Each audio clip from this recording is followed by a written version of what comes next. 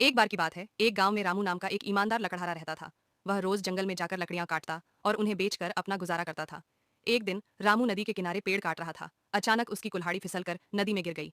नदी बहुत गहरी थी, इसलिए रामू बहुत दुखी हो गया और रोने लगा। उसी समय नदी से जल देवी प्रकट हुई और बोली, क्या हुआ बेटा, क्यों रो रहे हो? रामू ने कहा, माता, मेरी कुल्हाड़ी नदी में गिर गई है। मैं अब काम कैसे करूंगा? जल देवी ने रामू की ईमानदारी देखी और नदी में गोता लगाया। थोड़ी देर बाद वे सोने की कुल्हाड़ी लेकर प्रकट हुई और बोली, क्या यह तुम्हारी कुल्हाड़ी है? रामू ने सिर हिलाकर कहा, नहीं माता, यह मेरी नहीं है। फिर जल देवी ने चांदी की कुल्हाड़ी निकाली और पूछा, क्या यह तुम्हारी है? रामू ने फिर कहा, नहीं माता, मेरी कुल्हाड़ी तो लोहे की थी। आखिर में जल देवी ने लोहे की कुल्हाड़ी निकाली और रामू ने खुशी खुशी कहा, हाँ माता, यही मेरी कुल्हाड़ी है। जल देवी उसकी ईमानदारी से प्रसन्न होकर तीनों कुल्हाड़ियां उसे देकर आशीर्वाद देकर चली गईं। रामू खुशी खुशी गांव लौटा और सबको अपनी ईमानदारी और देवी के आशीर्वाद की कहानी सुनाई। सीख, ईमानदारी हमेशा इनाम लाती है। Like and subscribe my YouTube channel and press the bell icon.